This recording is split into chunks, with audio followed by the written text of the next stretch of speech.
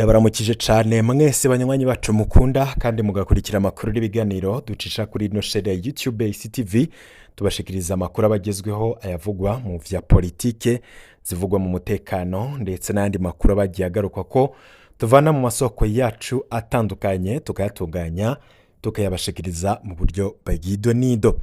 Muri ano makuru tugiye kugaruka ku makuru ari buze kugarukwa ko cane mu mugambwe CNDD FDD ndetse no ku bategetsi bakomeye muri uyo mugambwe. Muri ano makuru kandi turaza kugaruka ku nkuru zivugwa mu mutekano w'igihugu. Perezida Ndayishimiye yahamagaje hatumiza ko intwazangabo zikomakomeye z'igihugu azijana mu byo yise ibisabisho ngivyo nivyo gusabira igihugu mu gihe igihugu kigeze ahatemba, mu gihe ibintu vyifashe nabi mu Burundi. Perezida Ndayishimiye abona ko inyishu y'ibibazo biri mu gihugu atahandi zova atari mu masengesho. Ivyo navyo bikerekana ubutegetsi bwananiwe.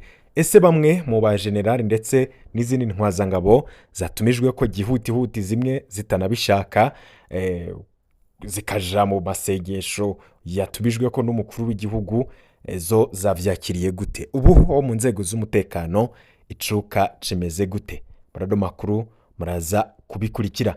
Ubutegetsi burafise ubwoba cancane ku makuru ariko araja habona y'ukuntu ibintu vyifashe mu gihugu. Umugambwe CNDD FDD n'abawurongoye abarongoye igihugu muri rusangi biraboneka ko ivyo gutwara vyabananiye, nta numwe afise inyishu ku bibazo biri mu gihugu. Hari ivyo bamwe n'abandi batabwirwa. Mu vy'ukuri muri CNDD FDD ni biki biriko birahabera? Ese abarundi bo kwitega uruherukiza ku mugambwe CNDD FDD? Ni mu gihe mu matora yo mu mwaka 2027 CNDD FDD iriko iripanga, nubwo nayo vyayinaniye kwipanga na cancane ko yananiwe no guhitamwo uzosubirira neva, kubera ko ngo umugambwe CNDD FDD ntibatahura ukuntu neva azosubira kuja kwiyamamaza ngo agira ateze imbere igihugu mu gihe imyaka irenga ine amaze ku butegetsi nta na kintu na kimwe yashoboye kurangura. Aho rero kuva CNDD FDD ishikiye ku butegetsi nta kintu na kimwe CNDD FDD irarangura ku nyungu z'igihugu mu gihe imaze imyaka ku butegetsi hagati ya 2005 na 2026. Ico kintu rero imaze kurangura nta na kimwe umurundi ashobora kubona, ariko nanone bati tubwire kandi igikorwa giteza imbere igihugu caranguwe n'umukuru w'igihugu Evariste Ndayishimiye mu gihe amaze ku butegetsi hagati ya 2020 na 2026. Ico kintu amaze kurangura ugire kugiha amanota kwijana, wosanga nta na kimwe, ahubwo ibintu nka vyose n'ivyari bihari vyarunyutse, na cancane ko ubuzima busigaye bugoranye cane mu gihugu c'u Burundi. Ibikorwa vyose muja gushikiriza nk'ivyaranguwe bikaba biri mu vyaranguwe n'abandi bahabanjirije gushika no munsi. Ikintu gishoboka gihari navyo nubwo biriko biragenda birasaza mu Burundi ni ibintu vyakozwe ku bwabagaza, nayo ubundi umugambwe CNDD FDD n'ivyo Bagaza yasize akoze ivyinshi baravyononye. Ivyo vyose ni ibiba bivugwa tugenda tubashikiriza mu makuru abagezweho. Reka no makuru yacu tuyatangurire kucuka kibi mu nzego z'umutekano no kwivuna abansi. Mu gihe Perezida Ndayishimiye vyamuyobeye ivyo gutwara igihugu, yatanguye kwitabaza amasengesho. Abona ko kubwiwe yananiwe kandi ko ataco asigaje. Ubu ngubu hoho rero ngo nukuja mu masengesho, intwazangabo zigahaguruka zikaja gupfukama zigasenga ngo kuko ibintu vyaramaze kuyangara. Mu gihe ibindi bihugu bikomeye kandi bifise kazoza vyifuza iterambere yuba mu nzego z'umutekano ndetse no mu vy'ubutunzi ziriko zirakora ibikorwa, ugasanga baguze ibigwanisho bigezweho, intwazangabo ziraronswa imyimenyerezo yo ku rwego rwo hejuru ijanye n'igihe, bakajanwa mu mashure kwiga ibijanye n'umutekano ndetse no gupanga igihugu. Abandi nabo ugasanga bafise imishinga iteza imbere igihugu, ugasanga barakorana n'amakungu na cane cane ibihugu vyifashe biteye imbere, iyo mikoranire igafasha ibihugu gutera imbere. Mu Burundi hoho Perezida Ndayishimiye na Prime Niyongabo bararitse intwazangabo mu gisirikare ndetse no mu gipolisi, babegeraniriza mw'isengero ngo kugira ngo babigishe ijambo ry'Imana. Ku rubuga rw'ibiro vy'umukuru w'igihugu bavuga ko hari hatumiwe izo ntwazangabo tuvuze hamwe ndetse n'abagore babo. Turavye uko ubutumwa bwanditswe bikaba vyaboneka ko buri ntwazangabo yaza izananye n'umukenyezi wayo, bisiguye ko intwazangabo kazi yo itarirekuriwe kuzana umushinga ntahe wayo. Ibi rero bikaba vyadutse mu gihe mu Burundi havugwa ko hari ibibazo vy'umurengera. Perezida Ndayishimiye akaba yananiwe no gutora umuti w'ibibazo bihari, akaba yayotse inzira y'amasengesho. Ibi rero bikaba vyerekana ko ibintu bitifashe neza mu gihugu. Ibi bishobisho vyaraye bihawe intwazangabo, jewe sinzi akamaro bifitiye igisirikare n'igipolisi. Intwazangabo zo kwitega ko Imana ariyo izotorera umuti ibibazo igisirikare ndetse n'igipolisi bifise muri kino gihe, mu gihe ibintu vyayangaye. Ibi bintu vy'ibishobisho umukoroni yatubivyemwo bizodusiga habi, kuko ubu rero Ndayishimiye na Prime Niyongabo bakaba babonye ko batagira inyishu ku bibazo bihanze inzego z'umutekano w'igihugu, bakaba bahisemwo kubinjiza mu myuka kugira ngo bitege ijuru, nayo ubundi ngo bo barananiwe. Tubibutse ko ayo majambo y'Imana Ndayishimiye na Prime bariko barayakoresha mu kurema itiro mu ntwazangabo, mu gihe abasirikare bo mu mapete yose bariko baratoroka igisirikare bakaja guhiga ubuzi hanze y'igihugu, na cane cane akazi k'ikiyede mu bihugu vy'Abarabu nka za Dubai. Bariko batoroka ku bwinshi kubera imishahara mito cane, hamwe ndetse no gutinya kujanwa kugwana muri Kongo mu ntambara batumva kuko atanyungu Burundi buyifisemwo. Inzego zose z'umutekano zikaba rero zinasangiye ikibazo co gufungura nabi muri kino gihe, bidoga ko hamwe ibipfungurwa bidakwiye naho bibonetse naho bikaba binyonogwa n'ababatwara bari mu nzego z'ubuyobozi, mu nzego z'igisirikare ndetse n'igipolisi.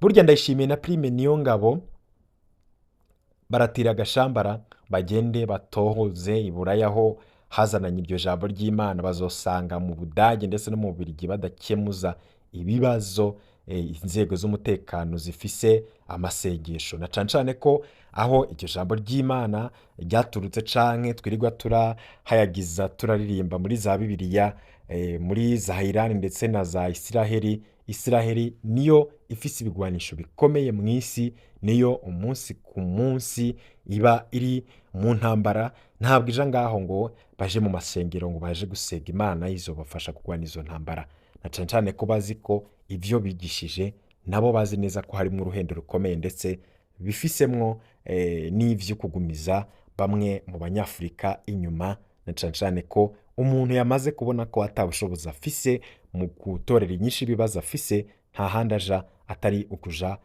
mu masengesho, abona ko ariho hari inyishu. Kandi vy'ukuri inyishu ntayiba ihari, ahubwo inyishu iva mu guhaguruka ugakora, ukarondera ivyo guteza imbere, Imana nayo ikaza iragushigikira mu vyo wakoze.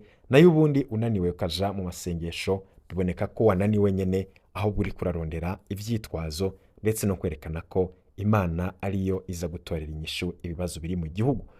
Umusirikare atabona ico ariko araja gupfira muri Kongo ntazovyumvishwa hakoreshejwe imirongo yo muri Bibiliya. Umusirikare ashonje ntumuremesha ukoresheje imirongo yo mu bwuzure bwa kera, kuko ararengeye guhendwa ibihendwa abana. Umusirikare si umwana, aho rero bamwe muri abo basirikare batanguye kuvuga ko bohaguruka bakagwanya ubwo butegetsi. Bamwe muri izo ntwazangabo babona ko ata kindi gisigaye, kubera ko ubutegetsi buhari ntibubanezwe, ndetse ha gutorera inyishu ibibazo bafise. Ubu batanguye kubajana mu masengesho adafise ico abamariye, na cane cane mu gihe bo batubitse uwavubi, ariko ubutegetsi bwo bukaba bwibereye mu bintu vy'ibishobisho badashobora no gusigurira abanyagihugu, na cane cane mu gihe ubuzima buzimvye kandi butimeze neza.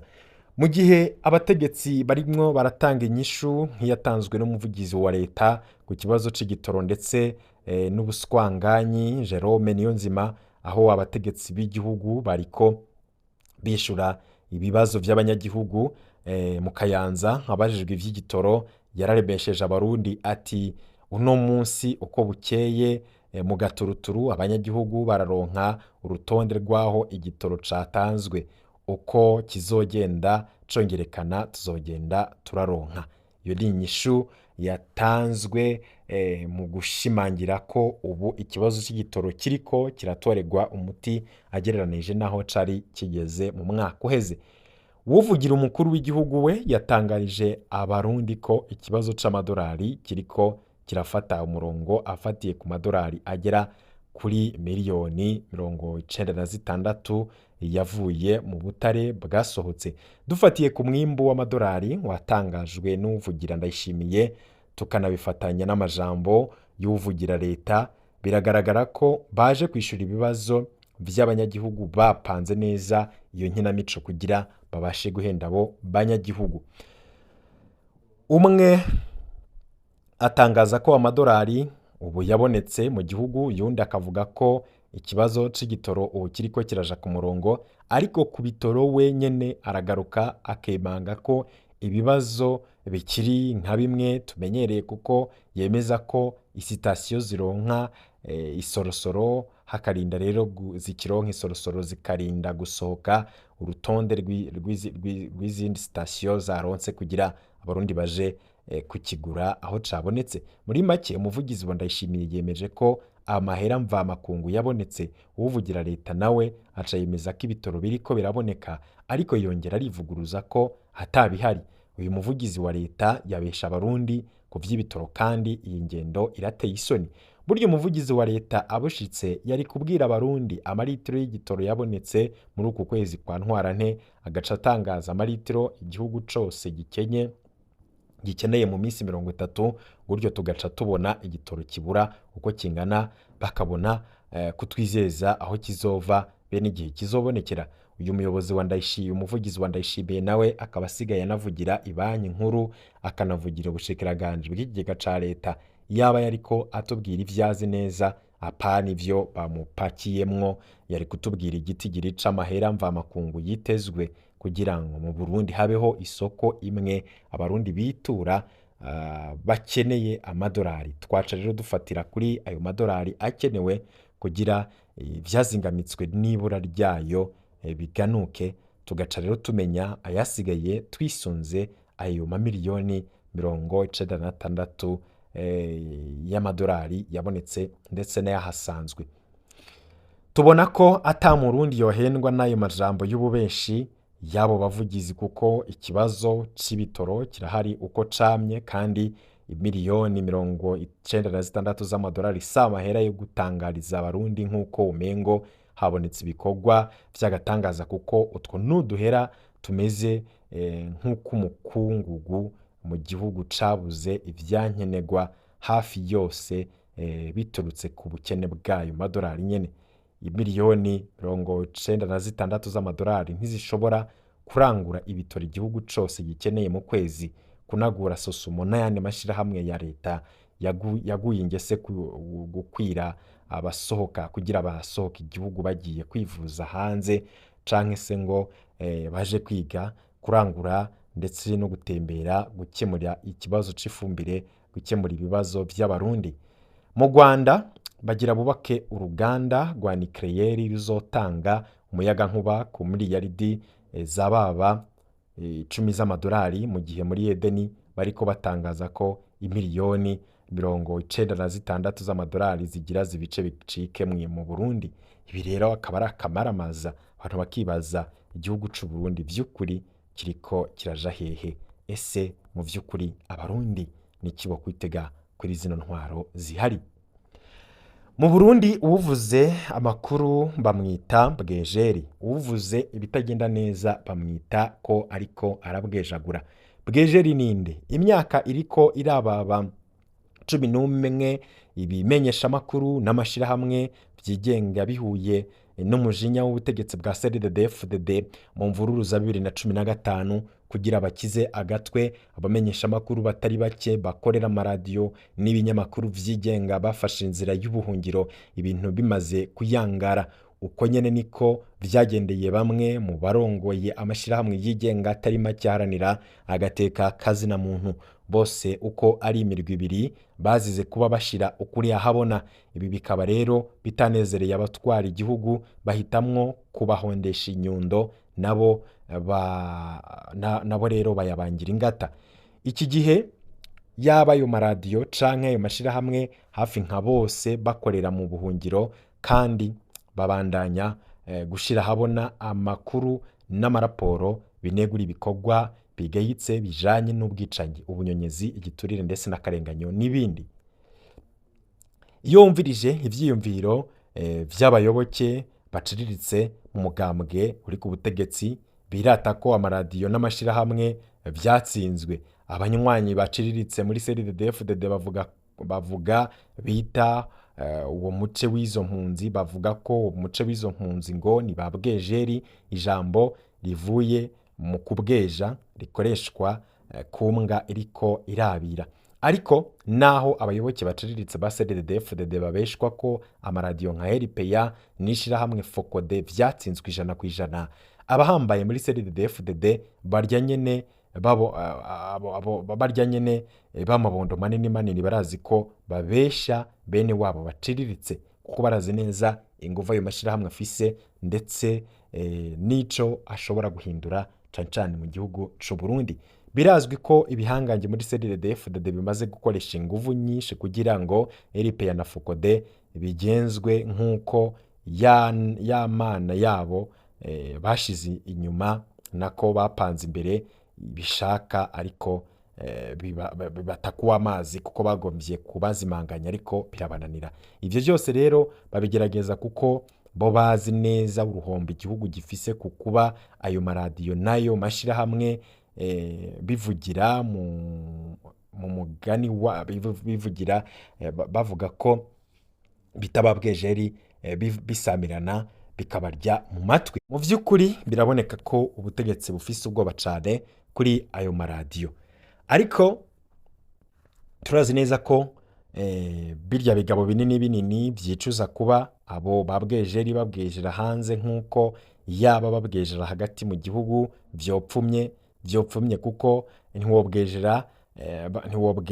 ntiwobweje babwejagura kandi ntibobweje nk'uko babweja mu gihe waba barikiri mu gihugu. Ariko ikindi kintu tuzi neza kandi dufitiye ivyemezo nuko abategetsi ba CNDD-FDD n'abahubwo babwejagura gusumba abo bita babwejeri. Hari umutegetsi akomeye cane mu nzego zo hejuru cane yumvise abo yita babwejeri bashize ahabona ubunyonyezi akora mu gukoresha uburyo bw'igihugu mu mirima yiwe, yaciye nawe abwejagura ngo babwejeri bamubweje ko. Nyakutunga ntiyigeze abeshuza ivyo bamubesheye, ahubwo yisobanuye avumagura babwejeri na cane ko azi ko ari ivyo bavuze ari ukuri. None mu vy'ukuri babwejeri ntiwumva ko atari barya bavyitirirwa, ahubwo babwejeri ni barya bidigadiga ngo bipanze neza, kumbe imitima itera nabi. Abo rero bitirirwa kubweja tumenyereye bashira habona ibinyegezwa bakarenza ko ibihamya simusiga nk'amatariki, ibibanza, amazina y'abantu mu gusigura amatohoza baba barakoze. Bamwe rero banyakutunga rero iyo nkuru y'incamugongo ibashitse mu matwi baca baja guca bakavuga bitajanye ndetse n'ivyavuzwe, bongera batyoza gusa ntibigire babeshuza ivyavuzwe. Iki gihe uwubweja aba agaragaye, ariko umuntu utumye urutoki ngo wewe uri bwejeri, intoki zine zihindukira icarimwe kukureba. Ibi rero ni bimwe mu vyashizwe ahabona n'umurundi agira ico avuze kukuba Uburundi bwama busotora canke bagambika ibara abashikiriza amakuru ku bitagenda mu gihugu c'u Burundi, na cane cane mu gihe mu Burundi ibintu vyifashe nabi kandi mu gihe ibintu vyayangaye, ariko uwuvuze bati tera iyo sema, uwuvuze bakamumwita umwansi w'igihugu, bakavuga ko atipfuriza neza igihugu. Ikiboneka coco mu Burundi ibintu birakomeye kandi nta kintu na kimwe kijenda muri kino gihe, ibintu vyose vyarayangaye. Niho rero abarundi bavuga bati igihugu kirerekeza hehe, kazoza ku Burundi nakahe mu vy'ukuri. Ni ngaha dusozereye hano makuru twari twabateguriye muri kano kanya. Banywanyi bacu bifuza kuraje bana natwe mu gushikirirwa n'amakuru n'ibiganiro dutambutsa, urafyonda kuri subscribe maze twashirako bishasha ukamenya ibiriko biravugwa. Mu kanya turaza tuja muri CNDD-FDD tubabwira ayahavugwa.